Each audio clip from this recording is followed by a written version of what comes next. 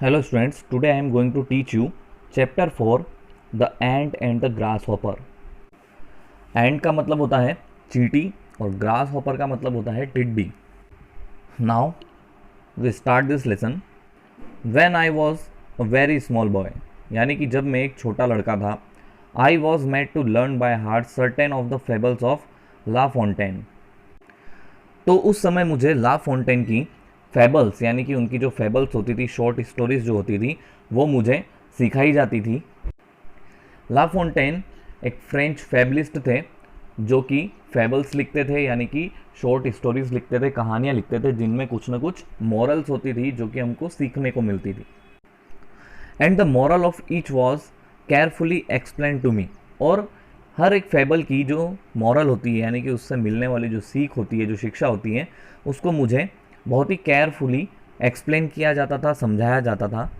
Among those यानी कि उन स्टोरीज में से, उन फेबल्स में से I learned was the ant and the grass hopper. मैंने जो स्टोरी सीखी थी वो थी एंट और ग्रास हॉपर की, which is device to bring home to the young the useful lesson that in an imperfect world industry is rewarded and giddiness punished.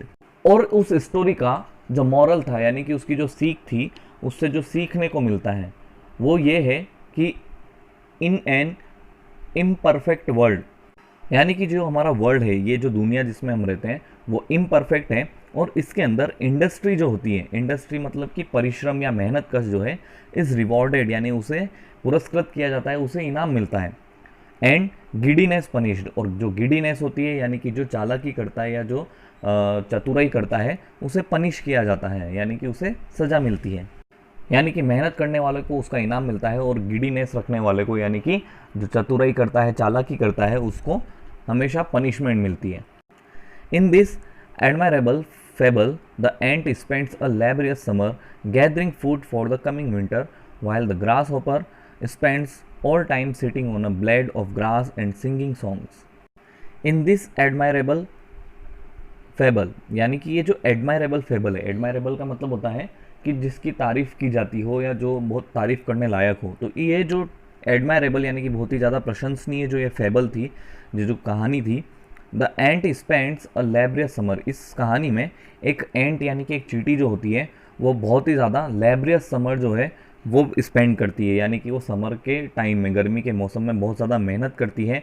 Gathering food यानी कि भोजन इकट्ठा करने में, फॉर द कमिंग विंटर यानी कि आने वाली सर्दियों के लिए, यानी कि वो आने वाली जो सर्दी का टाइम होता है उसके लिए फूड इकट्ठा करती है और बहुत ज़्यादा मेहनत करती है. While the grass hopper spends all time sitting on a blade of grass and singing songs.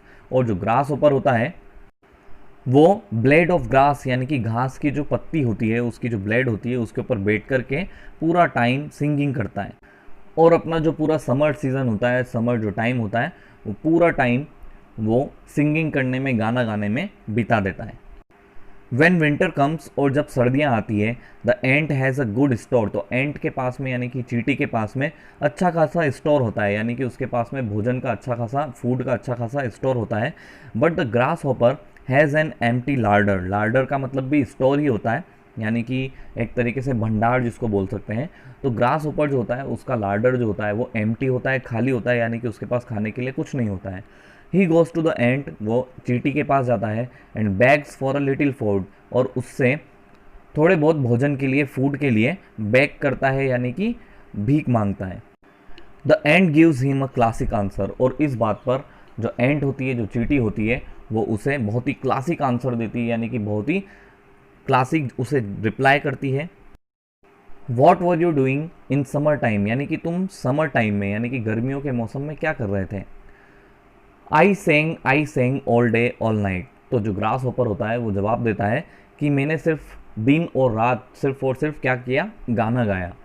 You Seng, तुमने गाना गाया, ऐसा एंट यानी कि चींटी उसको बोलती है. वाई, क्यों. Then go and dance the winter away. तो तुम एक काम करो, तुमने समर सीज़न में तो गाना गाया, अब विंटर के सीज़न को तुम डांस करके यानी कि नाच करके बिता दो. तो ये क्लासिक रिप्लाई उसको वो देती है. The fable ends with the moral. और जो फेबल होती है, जो स्टोरी होती है, वो इस मॉरल के साथ में एंड होती है, यानी कि ख़त्म होती है कि industry is rewarded and giddiness punished, यानी कि मेहनत कश जो होता है, यानी कि मेहनत करने वाले को रिवॉर्ड मिलता है, यानी कि उसे उसका परिणाम, उसका फल मिलता है, अच्छा फल मिलता है। एंड गिडीनेस पनिश्ड, और जो गिडीनेस करता है, चालाकी करता है, चतुराई करता है, उसे पनिशमेंट मिलती है, यानी कि उसे कुछ ना कुछ उसका दंड भुगतना पड़ता है, उसे सज़ा मिलती है। I could never agree to this moral, लेकिन जो राइटर होता है वो बताता है कि लेकिन मैं इस मॉरल से कभी भी बिल्कुल भी सहमत नहीं था। My sympathy were with the grasshopper, यानी कि मेरी जो सिंपैथी थी, मेरी जो सहानुभूति थी वो ग्रास हॉपर से थी। एंड फॉर सम टाइम, और ग्रास हॉपर के साथ में सिंपैथी होने की वजह से जो राइटर होता है वो हमें बताता है कि किस तरीके से वो चींटियों को बिना देखे ही उनके ऊपर पाँव रख देता था। The other day when I saw my friend George Ramsay taking lunch by himself in a restaurant, और एक दिन जब मैंने मेरे फ्रेंड जॉर्ज रामसे को एक रेस्टोरेंट में लंच करते हुए देखा, the fable again came to my mind, तो वो फेबल जो थी एंट एंड ग्रास हॉपर की, वो वापस से मेरे दिमाग में आती है। I had never seen any one in such deep gloom, मैंने किसी को भी कभी भी इतनी ज़्यादा ग्लूम, यानी कि इतनी ज़्यादा गहरी उदासी में नहीं देखा था। He looked as though the burden of the whole world sat on his shoulders. वह ऐसा दिखाई दिया जैसे कि burden of the whole world, यानी कि पूरे संसार का बोझ उसके ही कंधों पर रख दिया हो। I was sorry for him, मैं उसके लिए थोड़ा सा सॉरी था, यानी कि दुखी था। I suspected at once that his younger brother Tom had again caused him some trouble, मुझे सस्पेक्ट हुआ, यानी कि मुझे ऐसा संदेह हुआ, शक हुआ, दैट इज़ यंगर ब्रदर, कि उसका जो छोटा भाई है Tom, had again caused him some trouble, यानी कि उसी ने उसके लिए वापस से कोई ट्रबल, यानी कि मुसीबत या परेशानी खड़ी कर दी है। I went up to him, मैं उसके पास गया, and held out my hand, और अपना हाथ रखा। How are you, I asked, मैंने पूछा तुम कैसे हो। आई एम नॉट है वेरी हैप्पी, ही आंसर्ड, उसने जवाब दिया कि मैं खुश नहीं हूँ। Is it Tom again, is it Tom again का मतलब है कि क्या फिर से ये टॉम ही है, यानी कि जिसकी वजह से कोई ट्रबल हुई है, कोई मुसीबत हुई है। यस इट्स टॉम अगेन, हाँ ये फिर से टॉम ही है। Why don't you give him up, तुम उसे छोड़ क्यों नहीं देते। You have done everything in the world for him, तुमने इस वर्ल्ड में, इस दुनिया में उसके लिए बहुत कुछ किया है।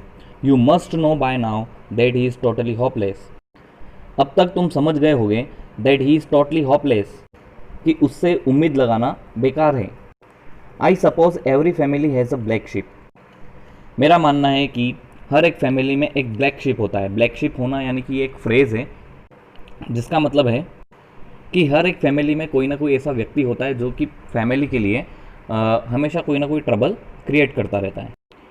Tom had been a source of creating trouble for 20 years, Tom 20 सालों से ही किसी न किसी ट्रबल का, यानी कि मुसीबत का या परेशानी का कारण रहा है। He had begun life decently enough, उसने अपनी लाइफ बहुत ही डिसेंटली, यानी कि बहुत ही अच्छे तरीके से, बहुत ही अच्छे मैनर में शुरू की थी। ही वेंट इनटू बिजनेस, वह एक बिजनेस में गया, यानी कि उसने एक बिजनेस किया। मैरिड, उसने शादी की। एंड हैड 2 चिल्ड्रन, और उसके 2 बच्चे थे। He belong to a respectable family, वो एक रेस्पेक्टेबल फैमिली से बिलोंग करता है। There was every reason to suppose that Tom Ramsay would have a useful and honourable career, तो ये मानने के कई कारण थे कि टॉम रामसे का करियर बहुत ही यूज़फुल और ऑनरेबल करियर उसका होता। बट वन डे, लेकिन एक दिन, ही अनाउंस्ड, उसने घोषणा करी या उसने ऐसा कहा, that he did not like work and that he wasn't suited for marriage, उसने बताया कि वो काम करना पसंद नहीं करता है। And that he wasn't suited for marriage, और शादी भी उसे सूट नहीं करती, यानी कि वो शादी में भी नहीं रहना चाहता। He wanted to enjoy himself, वह खुद ही अपनी लाइफ एन्जॉय करना चाहता था। His relatives and friends tried to reform him but all in vain, यानी कि उसके रिलेटिव्स ने, यानी उसके रिश्तेदार ने और उसके कई सारे दोस्तों ने उसे रिफॉर्म करने का, यानी कि उसे सुधारने का बहुत प्रयास किया, बट ऑल इन वैन, लेकिन सब कुछ व्यर्थ रहा। रिफॉर्म का मतलब होता है सुधार करना, और ऑल इन वैन का मतलब है सब कुछ व्यर्थ होना। ही लेफ्ट हिज वाइफ, उसने अपनी पत्नी को छोड़ दिया। एंड हिज ऑफिस, और अपने ऑफिस को भी छोड़ दिया। He had a little money and he to spend 2 happy years in various capitals of Europe, उसके पास में कुछ पैसे थे और उसने अपने जो 2 साल थे वो यूरोप की अलग अलग कैपिटल्स में बहुत अच्छे से बिताए। Reports of his activities reached his relations from time to time, और उसकी एक्टिविटीज़ की जो रिपोर्ट्स थी, यानी कि वो क्या कर रहा है क्या नहीं कर रहा है, ये सारी चीज़ों की रिपोर्ट उसके जो भी रिश्तेदार वगैरह थे और फ्रेंड्स वगैरह थे उनके पास टाइम टू टाइम पहुंच जाती थी। एंड दे वुड से, और वो कहते थे, he is certainly having a good time, कि वह अभी तो बहुत अच्छा समय बिता रहा है निश्चित रूप से। बट वॉट वुड हैपन, लेकिन क्या होगा, वहन द मनी वॉज स्पेंड, यानी कि जब पूरा पैसा खत्म हो जाएगा या पूरा पैसा स्पेंड हो जाएगा यानी कि खर्च हो जाएगा। दे सून फाउंड आउट, उन्हें जल्द ही पता चला, ही बोरोड, कि उसने उधार लिया है।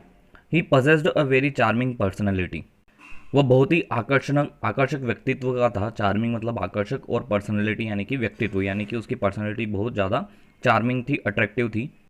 No one could refuse a loan to him, कोई भी उसे कर्ज देने से मना नहीं कर सका, या कोई भी उसे कर्ज देने से मना नहीं कर पाता था। He had a study income from his friends and he made friends easily, यानी कि वह अपने दोस्तों से लगातार इनकम करता रहता था, यानी कि उसकी आय होती रहती थी क्योंकि वो अपने दोस्तों से पैसा उधार ले लेता था। And he made friends easily, और वह बहुत ही आसानी से फ्रेंड्स बना लेता था। But George commanded respect in society, लेकिन जॉर्ज समाज में, सोसाइटी में उसकी एक रेस्पेक्ट थी। Once or twice he fell to Tom's promises or of amendment and gave him good sum of money so that he might make a fresh start. एक दो बार Tom के वादे पर, या टॉम के प्रॉमिस, जो टॉम ने प्रॉमिस किए उस पर उसने उसे कुछ पैसे भी दिए ताकि वो एक फ्रेश स्टार्ट, एक नई लाइफ स्टार्ट कर सके, एक नई शुरुआत कर सके। But Tom spend the amount on costly garments, a motor car and some very nice jewellery for himself, लेकिन जो टॉम था उसने अपने सारे पैसे कॉस्टली गारमेंट्स यानी कि महंगे कपड़ों पर, मोटर कार यानी कि कार खरीदने में, और some very nice jewellery for himself, और खुद के लिए कुछ ज्वेलरी खरीदने में उसने खर्च कर दिए। When George came to know that his brother would never settle down, और जब जॉर्ज को पता चला या वह जान गया कि उसका भाई कभी भी लाइफ में सेटल नहीं होगा, he washed his hands off him, तो उसने उससे अपना पीछा छुड़ा लिया। But then Tom started to blackmail his elder brother, लेकिन फिर टॉम ने अपने बड़े भाई को ब्लैकमेल करना शुरू कर दिया। He started driving a taxi, उसने एक टैक्सी चलाना शुरू कर दिया, और सर्विंग इन अ रेस्टोरेंट, और एक रेस्टोरेंट में सर्विंग करना, वहाँ पर नौकरी करना शुरू कर दिया।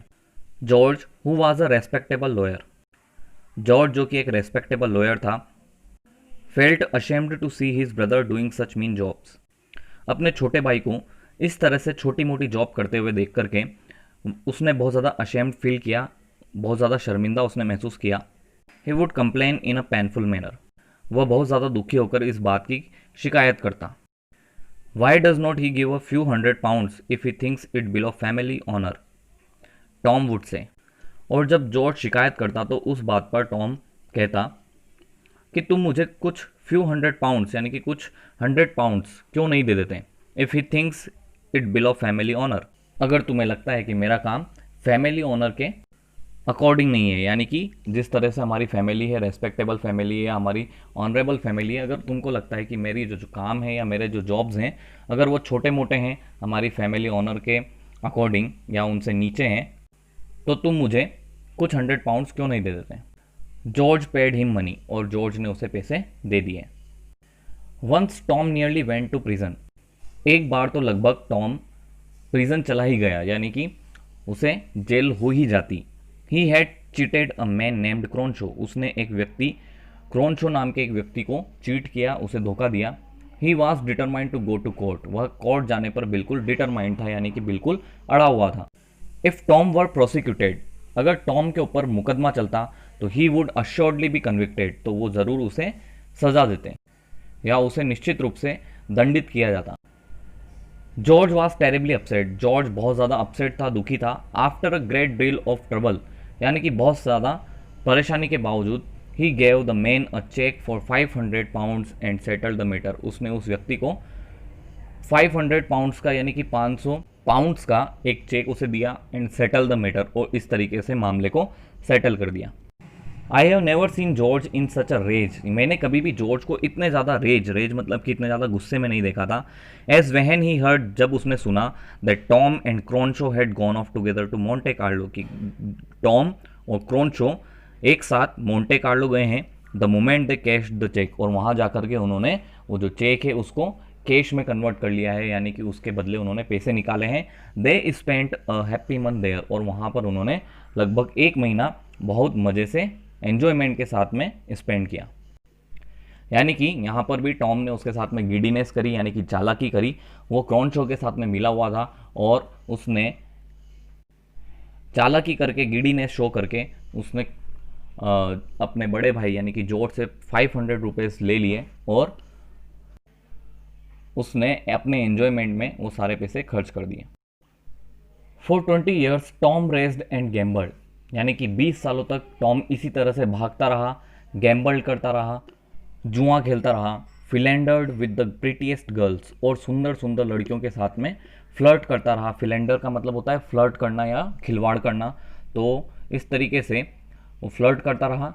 Danced, ate in the most expensive restaurants and dressed beautifully, और वो बहुत महंगे महंगे रेस्टोरेंट्स में लंच करता, डिनर करता, वहाँ पर खाना खाता, और ड्रेस्ड ब्यूटीफुली, और सुंदर सुंदर कपड़े पहन करके घूमता।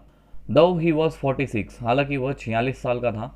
ही लुक्ड 35, लेकिन वो 35 यानी 35 साल का दिखाई देता था। He was a most amusing companion and though you knew he was a worthless fellow, वो बहुत ही अम्यूजिंग कंपेनियन था, यानी कि बहुत ही मज़ेदार साथी था या फिर व्यक्ति था। And though you knew he was a worthless fellow, और हालांकि आप सब जानते हैं कि वो एक वर्थलेस फेलो था, यानी कि बेकार व्यक्ति था। You could not but enjoy his company, आप ज़्यादा कुछ नहीं तो कम से कम उसकी कंपनी यानी कि उसके साथ में होना तो एन्जॉय कर सकते हो। ही वॉज वेरी पॉपुलर, वह बहुत ज़्यादा पॉपुलर था। Poor George was only a year older than Tom, बेचारा जॉर्ज टॉम से सिर्फ 1 साल बड़ा था। बट ही लुक्ड 60, लेकिन वो 60 का दिखाई देता था। ही वॉज ड्यूटीफुल, वह ड्यूटीफुल था।